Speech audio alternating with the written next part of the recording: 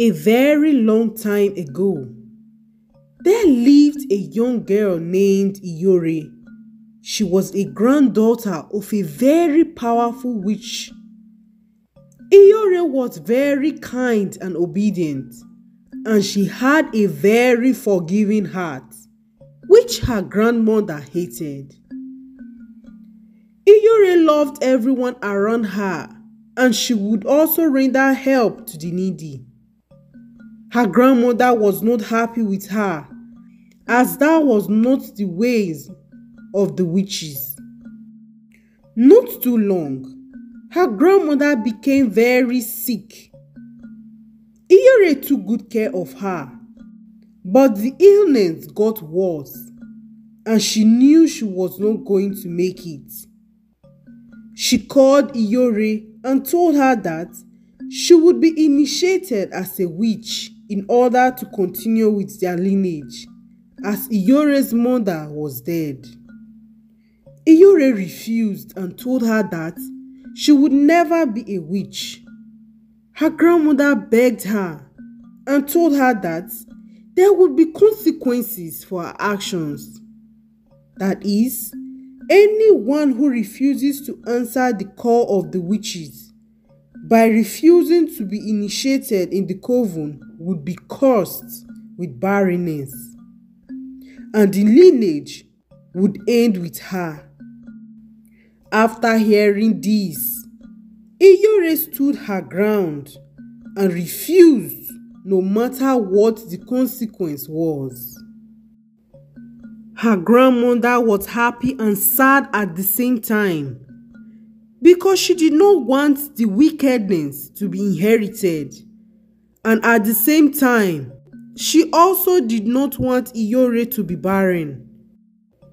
When she was about to die, she blessed Iyore and told her that anything she blesses with joy shall be blessed, and anything she curses with pain shall be cursed. And she passed away. Iyore did not read any meaning to the prayers. She buried her grandmother and fled the village, as she wanted to start a new life where no one knew who she was. She went into a village far away and began to live there. She lived there for many years and became a trader.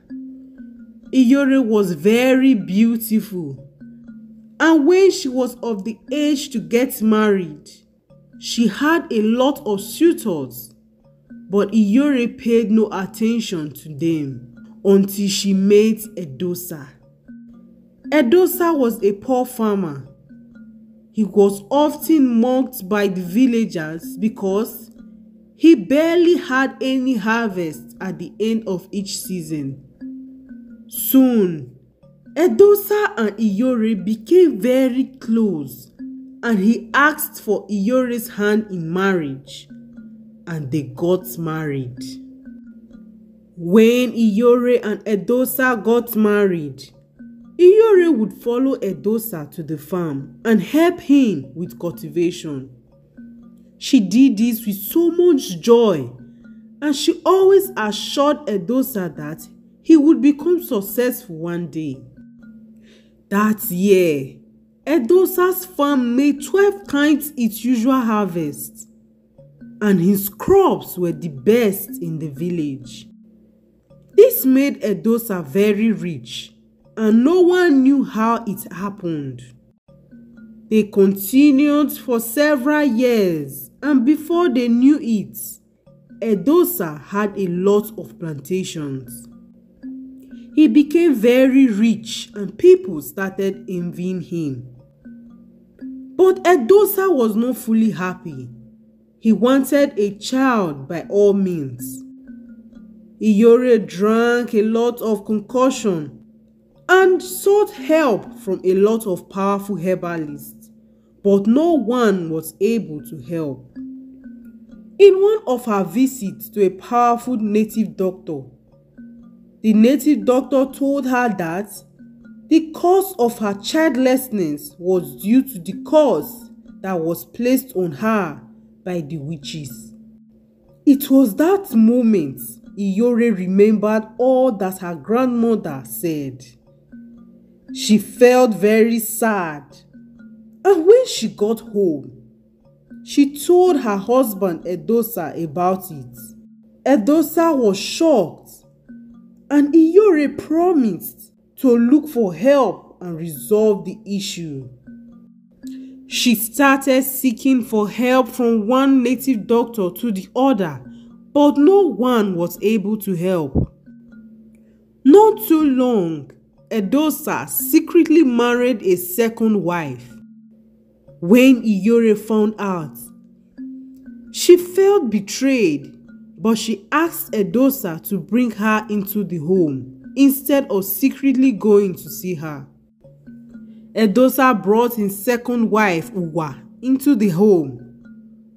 Uwa was very kind and respectful, and she acknowledged Iyore as her senior. Iyore loved Uwa and took her as a friend. Not too long, Uwa became pregnant and she gave birth to a baby boy. Everyone in the home was so happy, and Iyore treated the baby like her own. Most of the time, Uwa would leave the child with Iyore whenever she was cooking or leaving the house. The family was living in peace and harmony till one day, Edosa took a third wife named Adesua. This did not sit well with Uwa and Iyore, as Adesua was a village champion who lacked manners and home training.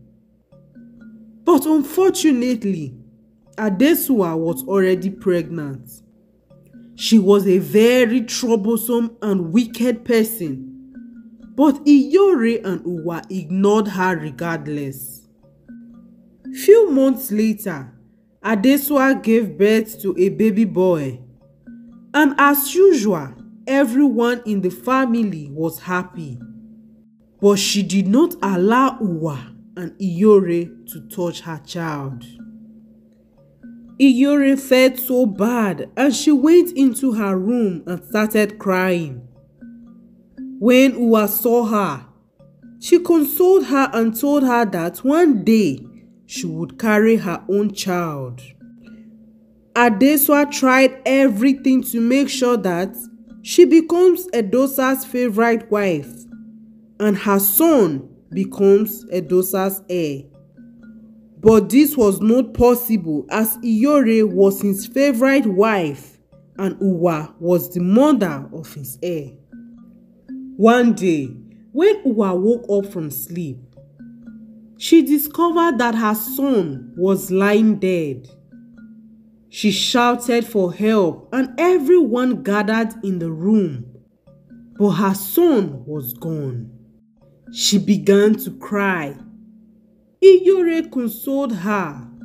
Uwa and Iyore cried for days. The death of the boy took a bad turn on Uwa, and she became mentally unstable. Iyore stayed with her and took care of her all through. One day, when Adesua's child was playing, he fell and Iyore quickly rushed to him and started petting him.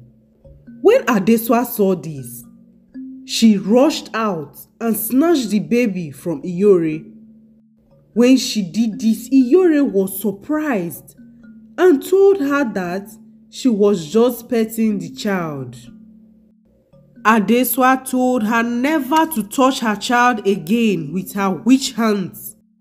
When Iyore heard this, she was surprised and she asked her why she said so, and Adesua told her that she doesn't want Iyore to kill her child like she killed Uwa's child. Iyore went inside and began to cry. Adesua started poisoning Edosa's mind, and Edosa believed Adesua because of what the native doctor said about Iyore being cursed by the witches. One day, Adesua started with her usual troublemaking and started calling Iyore a barren woman. Iyore reported her to Edosa, but Edosa joined Adesua and told Iyore to leave his house and never to return. Iyore begged him, but Edosa pushed her away and threw her things out of the house. Iyore was sad and she accepted her fate and moved out of the house crying. She made shelter in a lonely hut and she started life all over. One day, when she was returning from the market, she saw Uwa roaming around. She quickly took her and went to Edosa, but Edosa told her that Uwa was just like she was, and that on no condition would he accept a witch in his home.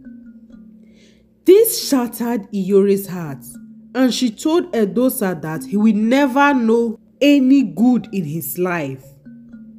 Edosa was angry and pursued her out of the house with a cutlass.